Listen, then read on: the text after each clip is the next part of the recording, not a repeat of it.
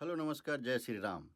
तो बिहार में चल रही एसआईआर के खिलाफ पाद यात्रा की अपार विफलता के बाद चारों यार फिर से मिल बैठे हैं। उन चारों यार का नाम कुछ इस प्रकार है।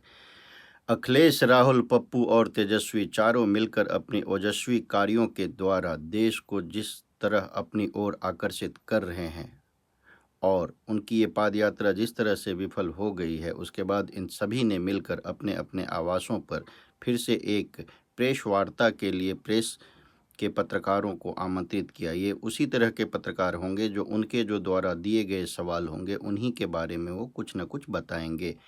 खैर, इसी तरह की प्रेस वार्ता के बीच चलते चलते किसी ने पूछ लिया कि सर, आपकी तो ये जो पाद यात्रा चल रही थी ये तो विफल हो गई, तो इस पर आपका क्या कहना है?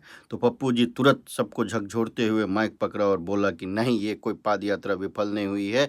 इस पाद यात्रा के पीछे हम लोग की सोची समझी रंजिश थी, ताकि हम लोग देश को अपनी ओर आकर्षित कर सके और उस आकर्षण के केंद्र के बीच हम लोग अपना अपना जो बात है वो हम सब देश को बता सके कि देखिए, हमारी ये पाद यात्रा कभी भी विफल नहीं हुई है और हम इस पाद यात्रा को सफल करके ही छोड़ेंगे। उस पर एक पत्रकार ने पूछ लिया, सर ठीक है, मान लिए कि आपकी ये पाद यात्रा सफल हो गई है, तो फिर लोग कहाँ हैं? तो उनका कहना था कि देखिए, पीछे इतने सारे लोग हैं, आपको दिखाई नहीं दे रहा है, जिसमें से कुछ ऐसे थे, कुछ ऐसे थे।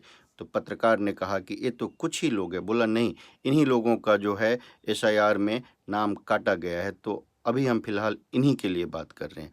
इस पर एक पत्रकार ने फिर से उनसे पूछ दिया कि सर बताइए कि बिहार की जो सबसे बड़ी समस्या है बाढ़ की, उसके लिए आप लोग क्या करने वाले हैं? इस पर राहुल जी बिना कुछ सोचे समझे माइक उठाए और माइक को अपने मुंह के पास रखते हुए बोल दिया कि देखिए, इस समस्या का हम सब ने मिलकर समाधान ढूंढ निकाला है।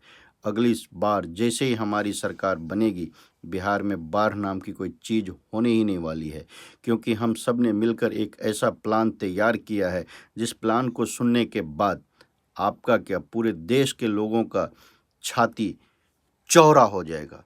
इस पर एक पत्रकार फिर इधर उधर देखते हुए बोले, वाह सर, राहुल जी आप क्या प्लान बनाए हैं बताइए।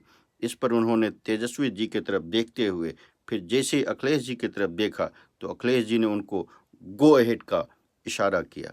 तब राहुल जी फिर से माइक पकड़कर बोलना शुरू किए कि देखिए, बिहार की जो ये बाढ़ की समस्या है, जिसका कारण है पानी, तो हम सब ने मिलकर यह विचार कर लिया है कि इस बार चुनाव जीतने के बाद हम लोग वो जो ग्लेशियर है जहाँ से पानी आती है, उस ग्लेशियर को ही उखाड़ फेंकेंगे, ताकि बिहार में फिर से बाढ़ की समस्या ना हो।